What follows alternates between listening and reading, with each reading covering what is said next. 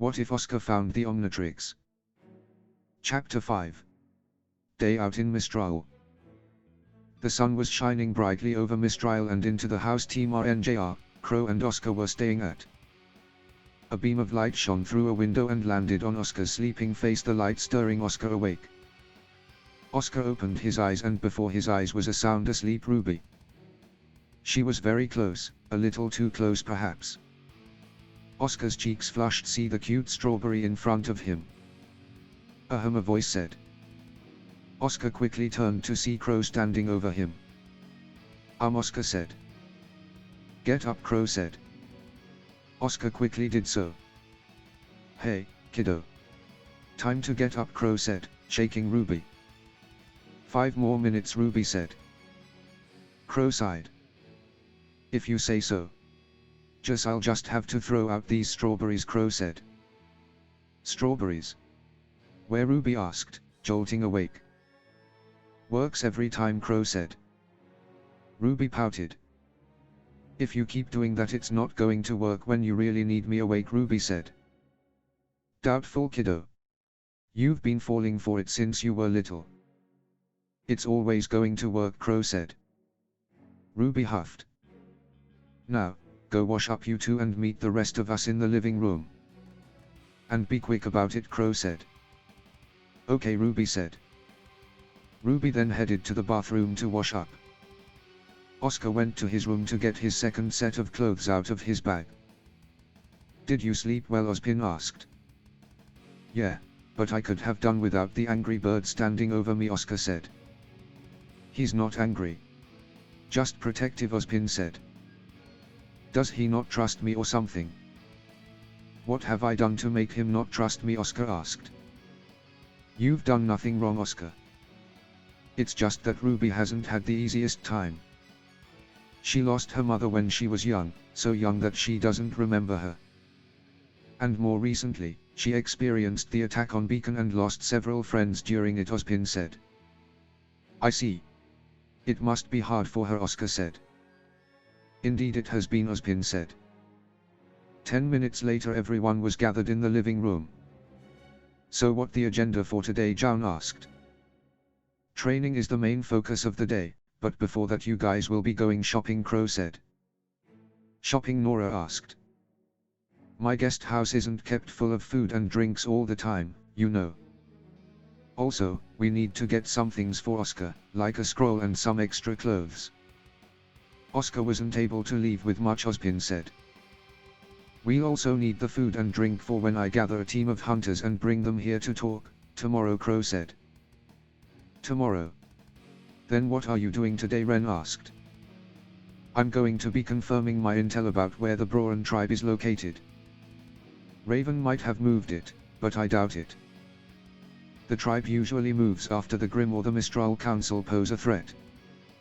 I'm also going to see the situation on the dust embargo, Crow said. Why? We can fight without dust if needed, Ruby asked. This isn't about fighting. If we can gather enough dust, I hope we can convince my sister to give us the maiden to open the vault and take the relic. If we can do this without a fight, it'll be better for all involved, Crow said. Indeed, as much as I would like to have the Spring Maiden on our side, the relic of knowledge is more important, Ozpin said. So in the end, despite all the power the maidens have, they are just glorified keys? Nora asked. They weren't at first, but if that's what they have become, I'd rather have a key that can fight back rather than one under a doormat, Ozpin said. I see your point now, Nora said. Now if anyone doesn't have any more questions, let's get going. We have a lot to do in a small amount of time, and I don't just mean today, Ozpin said. Right, Team RNJR said. Everyone got up and began to leave the house. Crow went off towards the south entrance to Mistral, the rest went off to the shopping district. So what are we shopping for first? Are we shopping for food or for little cute boy? Ozpin? Nora asked, very exocentrically, making Oscar nervous. Why don't we split up? You three can go food shopping while I go shopping with Oscar, Ruby said. Huh, but I want to, Nora said. Ren covered her mouth. Excellent idea, Ruby. We'll see you two later, Ren said, dragging Nora away. John quickly followed after them. Thank you, Oscar said. Don't sweat it. Nora can be a handful. And having her around wouldn't help you settle into a new environment. If I had met her on my first day at Beacon, I would have most likely died, Ruby said. Oscar gave a small smile. The two were now walking through the shopping district. So, what's it like? Having someone else in your head that can take control of your body, Ruby asked. It's hard to describe, really. It feels really weird when Ozpin takes over. I can see and feel everything when he's in control, but I'm locked out of being able to control my movements.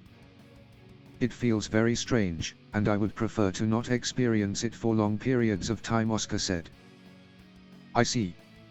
Though, I'm sure you'll get used to it with time. And think of the cool things you could do with it, Ruby said. What could I possibly do with another person in my mind and able to take control, Oscar asked. You can stay up till midnight, Ruby said. Wow. Such a great use of this newfound power. Not like I've ever done that before, Oscar said. Huh. You've stayed up past midnight, Ruby asked. Yeah. I was a farmhand, staying up late comes with the cards. And so does getting up early, something you can't do, Oscar teased. Hey, Ruby said. The two laughed and continued on. A few hours later, Ruby and Oscar had finished clothes shopping and were now just leaving a scroll shop with Oscar's first scroll. Thanks for buying everything for me, you didn't have to do that, you know, Oscar said. Well, I kind of had to. You didn't have the loan to buy everything that you needed, Ruby said. Still, it's a bit embarrassing, Oscar said. Well, if you're really feeling that bad. A little treat would pay off your debt, Ruby said. Okay, what treat do you want, Oscar asked. Cookies. I saw some in the bakery that look delicious. Come on, this way, Ruby said, grabbing Oscar's hand and dragging him. Ruby, hold on. Slow down, please, Oscar said. We can't slow down. Those cookies could be gone any second, Ruby said. Ruby, I seriously doubt that, Oscar said. Well, I don't. Time for petal power, Ruby said. Petal what, Oscar asked. Ruby then used her semblance to fly down the streets to the bakery. Yes, they are still here, come on, Oscar, Ruby said. Give me a minute. My head is spinning, Oscar said, leaning on the wall of the bakery. Oh, right, sorry, Ruby said. Oscar then shook his head and moved off the wall. All good now, Oscar said. Ha, Ruby said. What is it, Oscar asked. Usually, it takes people longer to recover from that. Sometimes they throw up. But you seem fine, Ruby said. I guess running around as a blur got me used to high speeds, Oscar said. Cool, Ruby said. The two then entered the bakery. Welcome to Bun Bun's Bakery, which one of our delicious treats has caught your eyes, the baker asked. A box of your monstrous cookies, please, Ruby said. A fine choice, my lady, you clearly have good tastes. Mind you, they are quite expensive, the baker said. Good cookies are worth any price. Also, I'm no paying, Ruby said. The baker chuckled. And for you, my good sir, the baker said. A simple chocolate muffin, please, Oscar said.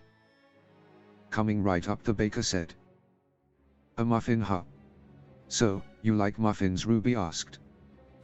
I suppose so. I haven't had many before, or any other baked goods. Growing up on a farm meant we didn't have the money for such things. And when we did, they were homemade and only for special occasions, like birthdays and holidays, Oscar said. I see, Ruby said. A short while later, the two left Bun Bun's bakery and were now sitting on a bench in a park.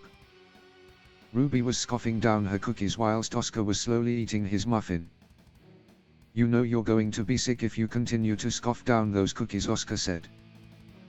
They're worth the risk. These are some of the best cookies I've ever tasted, Ruby said. Ruby then went to grab another cookie, but she couldn't find one. Ruby said. Ruby looked down at the box to see it was empty. The cookies, they're all gone, Ruby cried. That's another reason why you shouldn't have scoffed them down, Oscar said. Ruby began to whimper. Here, you can have the rest of my muffin, Oscar said. Really? You're willing to give me something so rare to you, Ruby asked. It's not that rare, and besides I've had better, Oscar said. Not that good. What are you talking about? There's no way their muffins are bad, Ruby said. I didn't say that. I said I've had better.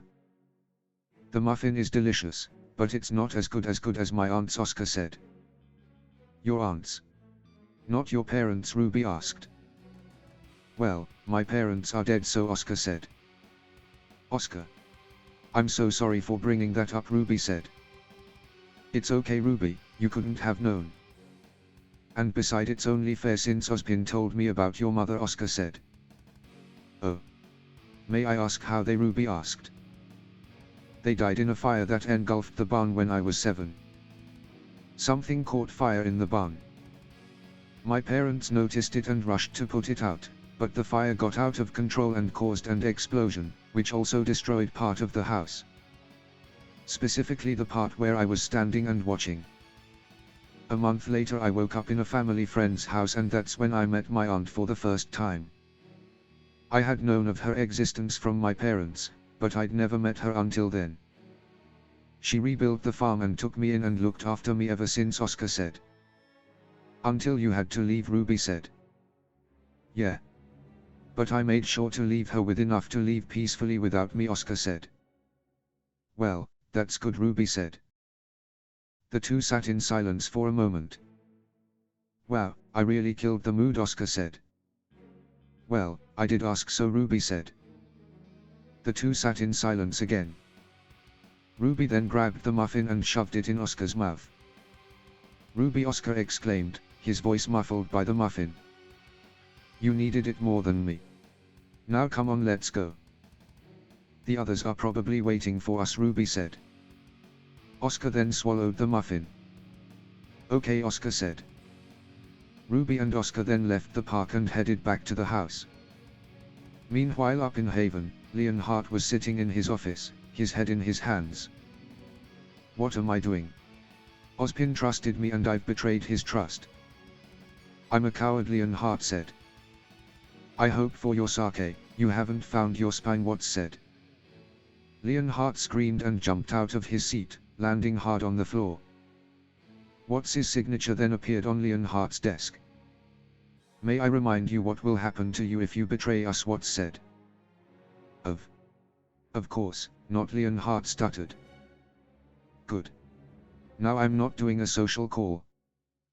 An object of interest has been tracked to Mistral. I am sending you some drones from a benefactor who wants this object of interest. You shall hide them away until we come for the relic of knowledge. Whilst we get the relic, they'll be released to help in the attack and draw out the person who has this device. Do you understand? Yes, Sir, Leonhart said. Good. Do a good job and I'll forget what I overheard. And don't think you can use these drones against us, Watts said. I would never. You clearly have an override for these drones, and besides I wouldn't even know where to start to turn them against you, Leonhart said. Good to know you've remembered your place. Get ready, they'll be there by nightfall, Watts said. Watts then ended the call. Leonhart stared at his desk, before turning to look at Mistral. Leonhart then sighed and then left his office to prepare for the drone's arrival. End of Chapter 5.